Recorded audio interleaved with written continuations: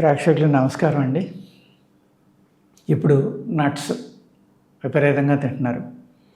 గుమ్మడి గింజలని, పుచ్చగింజలని, dosa గింజలని, sunflower అని, chia seeds అని అనేక రకాలు.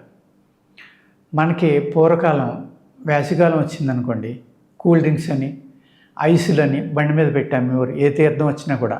వేసవికాలం వచ్చి తీర్థాల్లో ప్రముఖం ఏంటంటే శ్రీరామనవమి. ఆ శ్రీరామనవమికి పానకం అనేది అందరూ తాగాలనేది ఒక సిస్టమ్.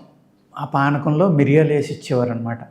అదేవిధంగా శ్రీరామనవమి పండగ జరిగే చోట, ఆ తీర్థం జరిగే చోట కళ్యాణం కానీ 3 రోజులు 4 రోజులు దాన్ని చేసేవారు. భగవంతుడిని ఒకరోజు కళ్యాణం చేయటం, ఒకరోజు ఊరంతా ఊరేగించడం, అనేక సేవలు ఇవన్నీ 3-4 రోజులు చేయడం వల్ల ఆ 3-4 రోజులు చిన్నతనంలో ఆ కూల్ డ్రింక్ బండి దగ్గరికి వెళ్ళి అనేక రకాల కూల్ డ్రింకులు తాగేవాళ్ళు అండి. రంగురంగుల డ్రింకులు వాళ్ళు ఇచ్చేవారు. చాలా అంటే చాలా టేస్ట్గా ఉండేది. అందులో తప్పనిసరిగా ఈ సబ్జా గింజలు అంటాం మనం. ఈ సబ్జా గింజలు అంటే నల్ల తులసి గింజలు, ఈ రుద్రజడ అని కూడా అంటాం దీన్ని.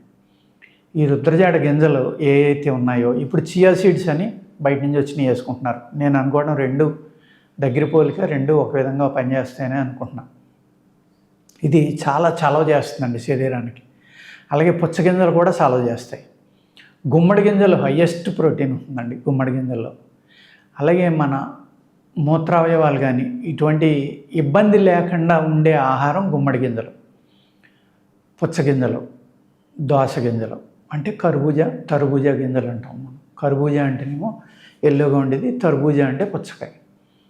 ఈ పుచ్చగింజలకి అనేక మెడిసినల్ లక్షణాలు ఉన్నాయండి. దోస గింజలకి ఓన్లీ మనకు బలానికి సలవకే కాకుండా, ఎవరికైతే టైఫాయిడ్ ఫీవర్ వచ్చిందో, టైఫాయిడ్ ఫీవర్ ఎలా వస్తుందండి, ఒక బ్యాక్టీరియా వల్ల మన ప్రేగుల్లో ఒక పుండు పడుతుంది.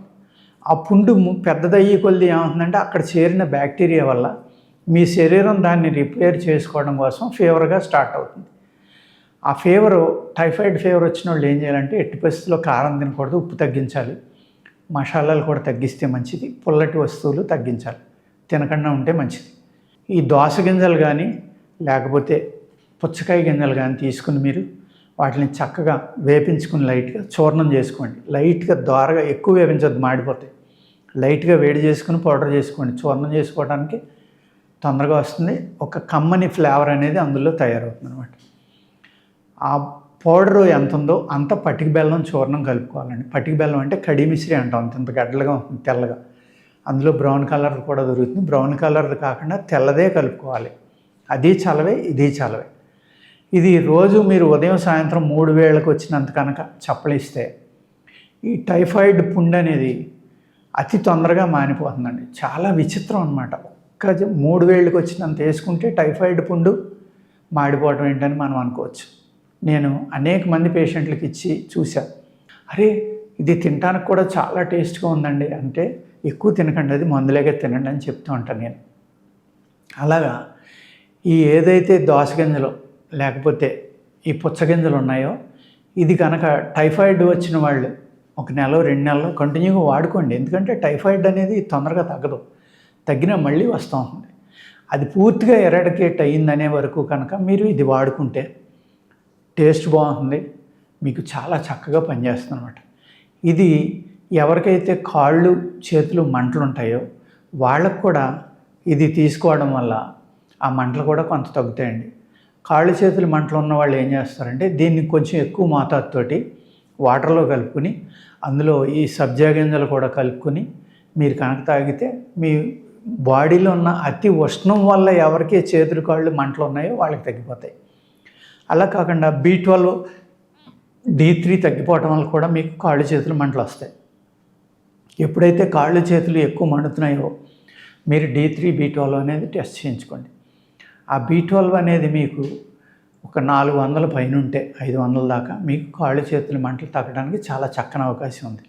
అలాగే ఈ పుచ్చగింజలు అనేది ఏ అయితే ఉన్నాయో అవి సాయంత్రం పడుకునేటప్పుడు ఒక చెంచా, ఒక 100 ml వాటర్లో వేసి నానబెట్టేసి పడుకోండి.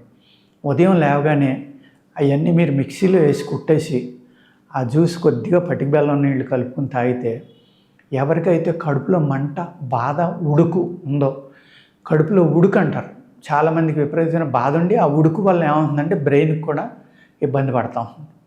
అటువంటి వాళ్ళకి చాలా ఈ అల్సర్స్ తగ్గించడానికి కానీ కడుపులో చల్లగా ఉండటానికి ఎక్కువగా బ్యాక్టీరియా పెరిగిపోవటం వల్ల వచ్చే పుళ్ళు పట్టడం ఇలాంటివి జరిగినాయి అల్సర్స్ చాలా చక్కగా ఈ నీళ్లు కూడా పనిచేస్తాయండి.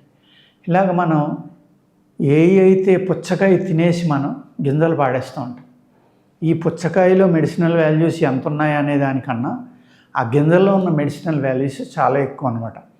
అందుకే పూర్వకాలం ఒక స్త్రీ తన సంతానం పుట్టిన తర్వాత అత్తవారింటికి వెళ్ళేటప్పుడు అనేక రకాల సార్లు పట్టుకెళ్ళడం, ఆ స్త్రీ గర్భిణీగా ఉండగా ఆ గర్భిణీ స్త్రీకి అనేక రకాల స్వీట్లతోటి వాటితోటి ఆ అమ్మాయిని అత్తవారింటికి పంపడం జరిగేది. సూడుదిలో అంటారు. అక్కడ దగ్గర ఒక 15-20 రకాలు చేసేవారు, స్వీట్లు కానీ హాట్లు కానీ. అందులో ఎక్కువ ఇంపార్టెంట్ ఏదంటే ఈ గుమ్మడి గింజలు, నువ్వుల గింజలు వేపించి చేసిన లడ్డు ఇలాంటివి అన్నమాట. సిమ్మిలి, సున్నుండలు ఇలాంటివి కంపల్సరీగా ఉండేవి. ఎందుకు అంటే అద్భుతమైన ప్రోటీను, అనేక రకాల మినరల్స్తో కూడి ఉన్న ఆహారం అన్నమాట ఇది. ఈ ఆహారం ఆ అమ్మాయి తినటం వల్ల ఏమవుతుందంటే ఈ కడుపులో ఉన్న శిశువు చక్కగా పెరగటం, అవయవాలన్నీ ఎంతవరకు ఏర్పడాలో అంతవరకు ఏర్పడడం, ఆరోగ్యకరమైన సంతానాన్ని కలిగించడానికి కూడిన ఈ సూడిలో అనే సిస్టమ్ పెట్టారండి. అందులో ఇప్పుడు మనం అయితే అనుకుంటున్నామో జీడిపప్పు అవనివ్వండి, బాదం అవనివ్వండి, ఇలాగ డబ్బులు ఉన్నవాళ్ళు అవన్నీ పెట్టేవారు. డబ్బులు తక్కువ ఉన్నవాళ్ళు వేరుశనగ పప్పు అని, శనగపప్పు అని, లేకపోతే గుమ్మడి గింజలని, ఇలా గుమ్మడికాయ ఇంట్లో సహజంగా వండుకునేవారు బాగా ఎక్కువ పూర్వకాలం. గుమ్మడి పులుసు కానీ ఏదైనా పండగ వస్తే గుమ్మడి పులుసు లేకుండా ఆ పండగ జరిగేది కాదండి. గుమ్మడికాయ పులుసు లేకుండా ఆ గుమ్మడికాయ కొట్టినప్పుడు ఆ గింజలని ఎండబెట్టి ఈ సాయంత్రం స్త్రీలు అందరూ కాలక్షేపానికి వచ్చినప్పుడు అవన్నీ ఒలిసి జాగ్రత్త చేసేవారు. ఎవరి ఇంట్లో అమ్మాయి ప్రెగ్నెంట్గా ఉంది, ఆ అమ్మాయి సూడిదలు పంపాలి అనుకుంటే వీళ్ళు ఒక అందరిళ్ళలో ఉన్న గింజలన్నీ తెచ్చి ఒలిసి ఆ ఇంటికి ఇచ్చేవారు. అంటే అక్కడ ఆ ప్రేమ, ఆ ఆత్మీయత, ఒకళ్ళ దగ్గర ఉన్న ఇంకొకళ్ళకి ఇచ్చుకోవడం, సహాయం చేయడం అనేది ఉమ్మడి కుటుంబంలో కానీ కుటుంబ వ్యవస్థలో కానీ పల్లెటూరులో ఇది ఒక అద్భుతమైన సిస్టమ్గా ఉండేదండి. ఇప్పుడు ఏమైందంటే సిటీలకి రావడం, సంతానం ఒకళ్ళిద్దరితో ఆపేయడం, దీనివల్ల ఏమంటారంటే కుటుంబ వ్యవస్థ అనేది చిన్నాభిన్నం అయిపోయిందండి. ఆ ప్రేమలు కానీ ఆత్మీయతలు కానీ ఏమీ లేకుండా అయిపోవడం వల్ల ఈ సిస్టమ్ అనేది మనకు తెలియదు. ప్రెగ్నెన్సీ వచ్చిన కొత్తలో బొట్టలో వికారం వల్ల వాంతులు అవడం ఇలాంటివన్నీ జరిగితే వాటికి ఏం చేసేవారు, ఒక ఉసిరికాయ మురబ్బా లాంటి ఇలాంటి పక్కింటి వాళ్ళు పట్టుకొచ్చి పెట్టడం, అనేక రకాలైన సలహాలు చెప్పడం, ఇలా అయితే తగ్గిపోతాయి అంటాం. ఆ స్త్రీకి ఏదైతే ఆ ప్రెగ్నెన్సీగా ఉండగా తినాలని కోరిక పుట్టిందో ఆ కోరిక ఏంటంటే ఆ స్త్రీ ఆ ఆహారం తినటం వల్ల శిశువుకి ఒక అవయవం ఏర్పడుతుంది అనమాట. ఆ శిశువుకి అవయవం ఏర్పడడానికి కావాల్సిన ఆహారం ఏదైతే ఉందో దాని మీద ఈ తల్లికి కోరిక అనేది పెరుగుతూ ఉంటుంది. అందుకు గర్భిణీ స్త్రీ అడిగిన ఆహారం తప్పనిసరిగా ఇవ్వాలి అనేది మనకి పూర్వం నుంచి వచ్చిన ఒక అద్భుతమైన సనాతన సిస్టమ్ అది. కానీ దాని వెనకాల ఇంత గొప్ప సైన్స్ ఉంది అంటే శిశువు అవయవాలు ప్రతి నెల ఇలా ఏర్పడతాయి అనేది ఆయుర్వేదంలో వివరంగా రాశారు. ఆ అవయవం ఏర్పడడానికి ఏ రకమైన ప్రోటీన్, ఏ రకమైన మినరల్ కావాలంటే ఆ ఆహారాన్ని ఆ తల్లి నాకు ఇది తినాలని ఉంది అని అడుగుతుంది కాబట్టి ఆ విధమైన ఆహారాన్ని ఇవ్వాలి.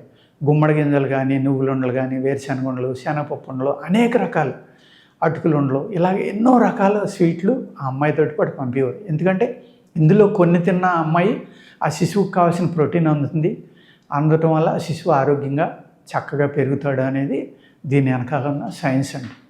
ఓకేనండి, నమస్కారం.